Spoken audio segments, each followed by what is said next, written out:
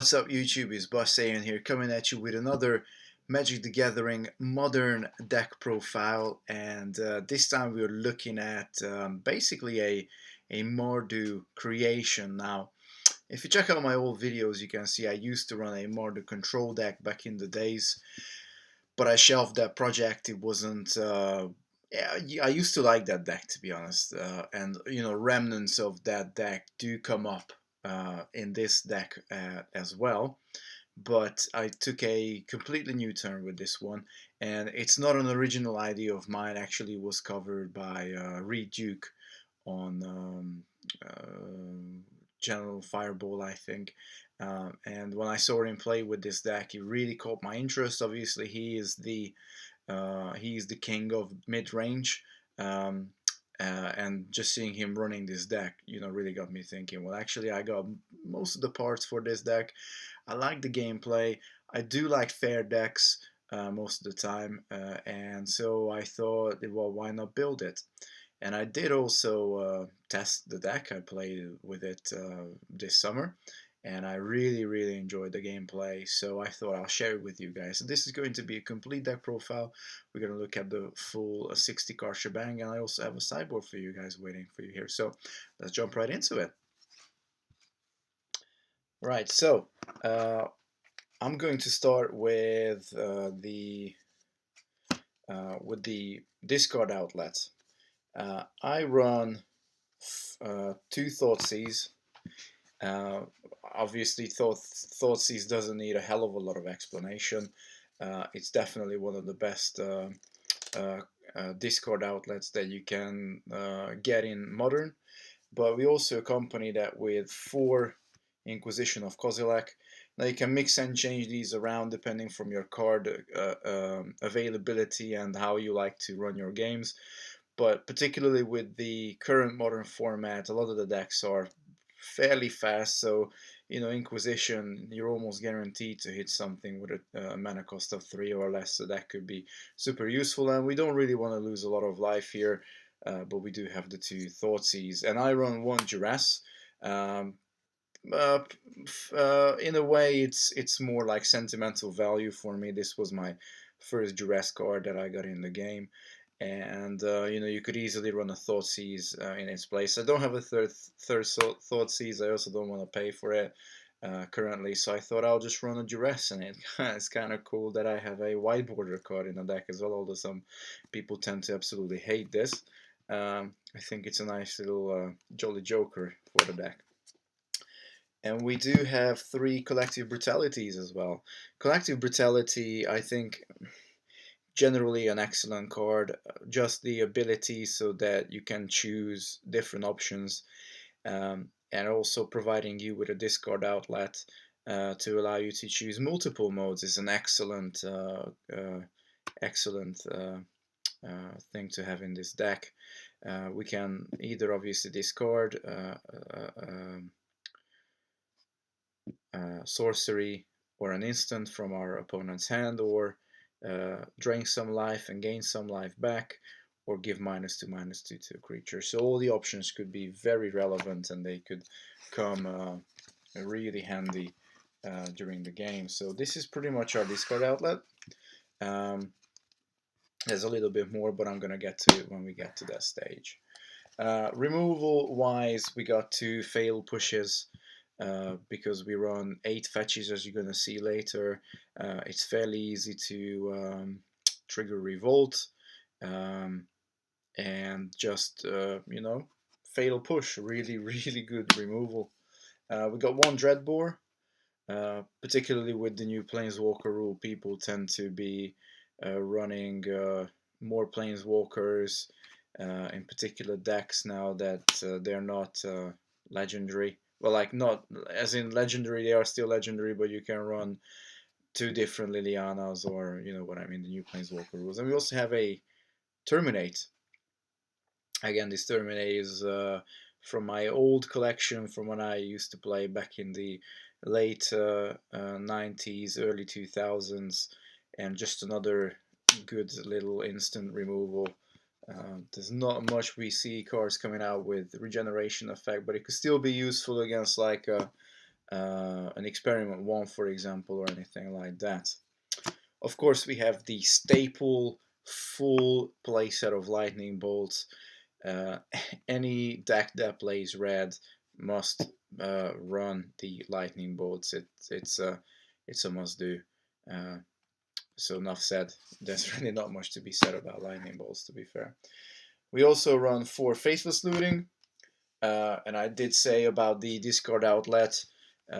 It's not a bad thing if you can discard your faithless looting, because in effect, if you play with flashback, you are even on the cards drawn and discarded. If you play the faithless looting from your hand, you actually lose 1 card out. So flashbacking a faithless looting is always better, and that's generally the way how I tend to use it, unless of course, it's one of the first a couple of turns and I just really want to shift a couple of lands out of my hand or something like that. So 4 faithless looting, again, pretty much a staple nowadays.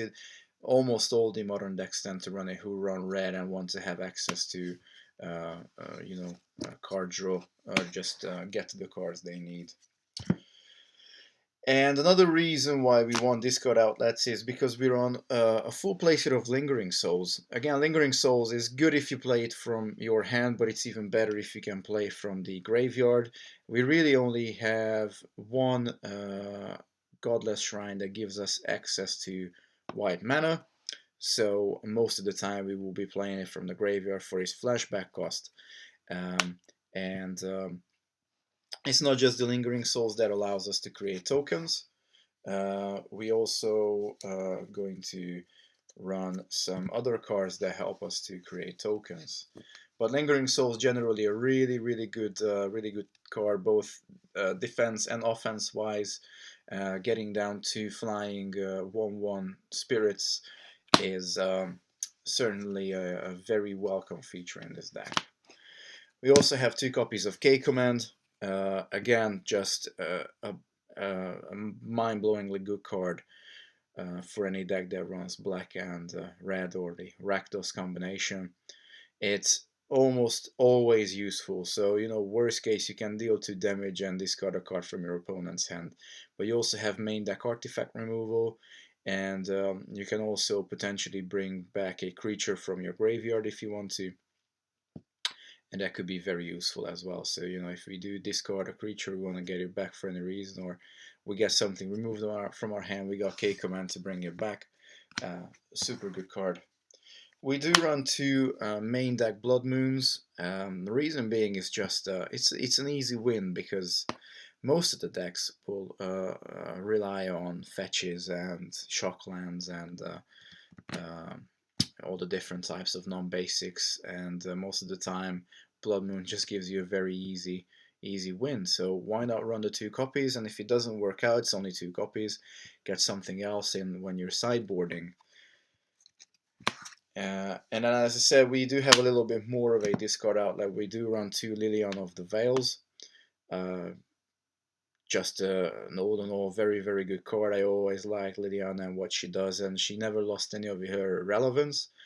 Of course, with the new Planeswalker rules, there might be some decks that also run other copies of Liliana, like for example the one we have in our side deck, Liliana the Last Hope, which tends to be a very good Liliana as well, but it opens up a lot of options. The +1 ability for us, not necessarily an issue. We have quite a few cards that have flashback. Removing the sacrifice effect on the -2, excellent. And the ultimate, if you get to pull it off, that just wins the game for you straight away. So why not have additional win conditions in the deck if we can? And as I said, we are making some additional tokens with the use of Young Peasy, Young Pyromancer. Whenever we cast an instant or a sorcery, we put a 1/1 elemental, red elemental token creature into the play. And as you could see, we got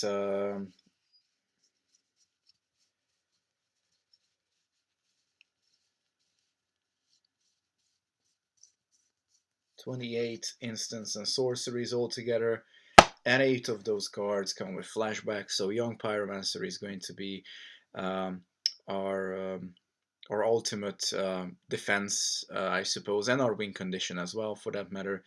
Just always getting down a couple of tokens and ensuring we always have presence on the board, as well as obviously slinging spells, removing, controlling the hand, lightning bolting, maybe getting the last few points in with burn damage.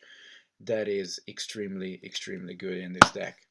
And then finally, if we run out of cards, and we will sometimes get to that stage because we are removing cards from our hands, we're gonna get ultimate value of Bedlam Reveler. This little devil horror just does everything for us, becomes cheaper depending how many instants and sorceries we have in the graveyard. So you know, it's 3, 4 for 8 mana, but realistically you're probably going to be playing him for at worst 4 mana, at best 2 mana. Really, I've played him for 2 mana, and it's just the most amazing feeling when you get to draw Bedlam Reveler for 2 mana. Discard your hand, which probably at that stage only sees a couple of cards, and then you basically draw 3 cards. So just really leaning on the graveyard in a way that that is not abusing it as much, that we are easily stopped by relic or you know, maybe a Tormod script. Yes, they can hurt us, but they hurt any, you know, other decks as well. We're not gonna fold like how Dredge would as soon as we see a cage being played, for example. So um, you know, and worst case, if we see our opponent, you know, particularly main decking those things, but if it does go to do to game 3, or if we, you know, we have a sense of, you know, maybe they will be running some high level of graveyard control, then we can just side out Bedlam Reveler and be done with it. And then to the lands, as I said, we do run 8 fetches.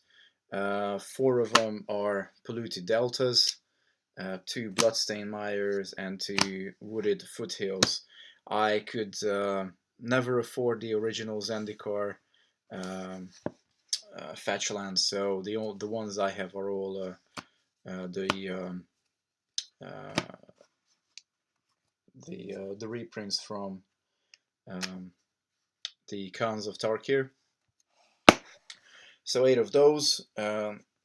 Shockland wise, we run a Sacred Foundry, a Godless Shrine, which is our only 2 access to white mana, and we have a Blood Crypt. And we also run a Smoldering Marsh, and we got 3 Blackleaf Cliffs, because as you could see, the majority of the deck is basically black and red, but we do want the white card access, access to white mana for primarily our Lingering Souls, but we also have a couple of sideboard cards that utilize white mana, so we want to have access to white as well through a couple of multiple ways. But if we do lose access to it, it's not the end of the world. As I said, we're not leaning on white too hard.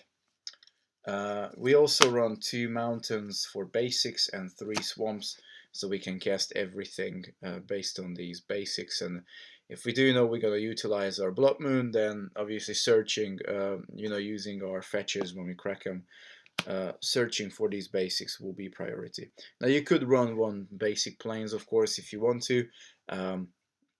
It could be very useful, particularly if your side deck is formed in a way that the majority of your cards are white mana based, white in color.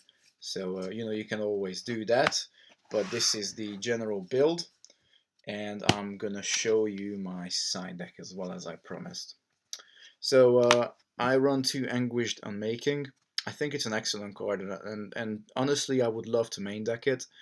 But the loss of 3 life tends to put it into a position in my mind that really keeps it as an emergency option if we definitely have something that we need to get exiled.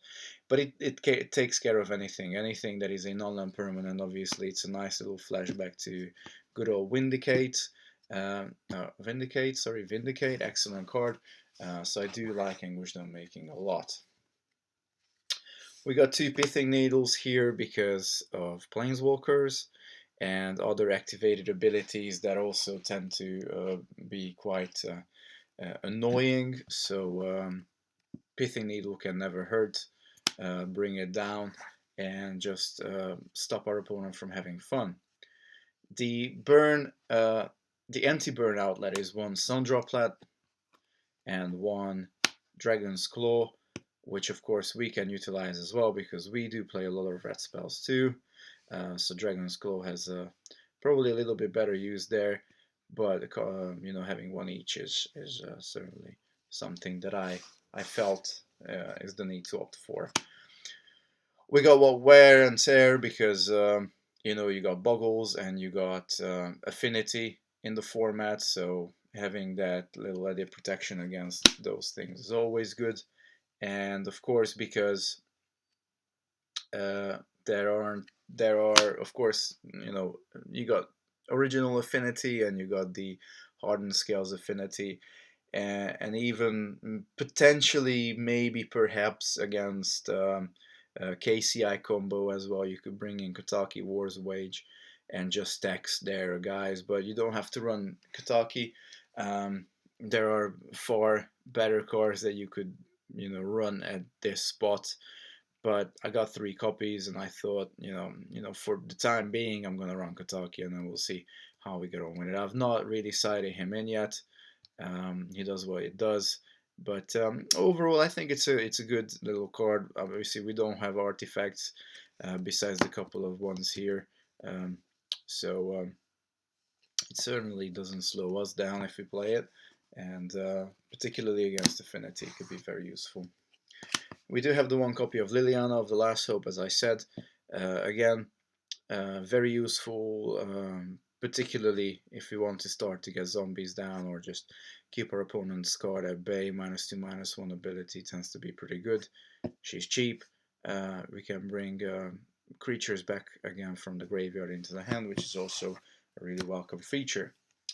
Got a 4th copy of Collective Brutality in here just in case if we want that additional removal power or additional hand taxing power, then we can always bring in this card. 1 Electrickery against any potential other Lingering Souls decks or any other token decks. Again, it's a good little surprise. I don't think a lot of people tend to run Electrickery as a sideboard option, but I think it's a pretty good card. You know, dealing out 1 damage to all the target opponent's creatures for 2 mana is really good, really cheap. But you know, you could run Anger of the Gods here, but you probably don't really want to kill off your own tokens that you produce here. But there are some other ways, but I think Electrickery is overall very good. And of course, we do have 2 Nile Spell Bombs. Opting for Nile Spell Bomb, I think, is reasonable here because it doesn't hurt our graveyard, and we can also draw a card off it if we pay an additional black mana. So just, you know, if we want the additional draw power, you know, bringing in Nile Spellbomb could be useful. And of course, being able to do something against Dredge, for example, or what's the other one that's very famous? Well, any graveyard strategy, really, Nile Spellbomb is going to get the job done for you guys. So this is pretty much it. I think it's an excellent little well, I suppose it's a mid-range deck. We are not rushing to win the game. It's got tempo elements in it. We're certainly putting a lot of emphasis in controlling our opponent's hand if we can. Quite a few little ways to remove our opponent's creatures. The Fatal Push, the Terminate, the Dreadbore, so we can even take care of Planeswalkers if we have to. We got the Lightning Bolts in there. Call Against Command does multiple jobs. I do love all these cards that do a multitude of things for you. The Collective Brutalities, the Call Against Commands of this world. They're just generally overall very good cards.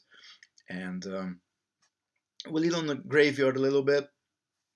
Ultimately, what we're trying to achieve is just a general level of tempoing our opponent out, controlling their hand, getting a nice little board state with all our tokens and just grinding our opponent out nice and slowly. As you could see, the ceiling of the deck is round about 3 mana. We don't really go anywhere higher than that. Like I said, Bedlam Reveler, you might play Bedlam Reveler for 4 mana, but most of the time he's going to come down cheaper than that. And you can get a very nice curve with the deck. Um, really gets down to the ground really quick. All you need is you know, maybe protecting your young Pyromancer, playing a couple of cards, and it's overall, I think it's a very excellent and resilient deck for a mid-range, especially in today's format, because it does grind out a lot of the popular decks nowadays. Now, I've not tried it against humans, so I don't know how it would fare against humans, but putting a Blood Moon out against humans, main deck Blood Moon, that would immediately fold them. You know, if you can drop off a Blood Moon on turn 3. And you can dig for it. You got Faithless Looting. You could bring in maybe Nile Spellbomb as well. You got the Bedlam Revelers to keep drawing extra cards. So there's certainly a lot of possibilities in there. And I think it's a nice little card. A combination of just relying on your graveyard enough so you don't get taxed too much if, like I said before, if there is a high level of graveyard control, but you can certainly put up a good fight against Dredge as well if you have to. So yeah, you know, guys, if you like it, give it a go, either in paper format or if you play on Magic Online as well. It's a pretty decent little deck. And I'm pretty glad that I got finally the time to cover this deck because I've been meaning to for a while. It's one of my latest creations. I would say I've been neglecting Magic a little bit, saying neglecting it because obviously I focus a little bit more on creating Hungarian content for the channel and constantly tinkering with Dragon Ball decks and stuff like that. So it's nice to showcase finally a Magic deck, and I hope you guys appreciate that as well. So you know, if you do, please leave a thumbs up. Also leave a comment below if you want to discuss anything. If you got any questions, please share the video with your friends and spread the word out that there is another deck tech around Mardu Midrange. And what else? Yeah, subscribe. That would be good. That would help out a lot. Also, I'd like to give a big shout out to my latest subscribers. We're almost at 100, which would mean a lot to me if we do get to 100 subscribers. Sounds ridiculous compared to some of the big channels, but you know, for what I do it for you guys, and every single subscriber is very much appreciated. So I hope you guys will carry on enjoying the content. And for now, Boss Saiyan is signing out. Peace out, YouTube.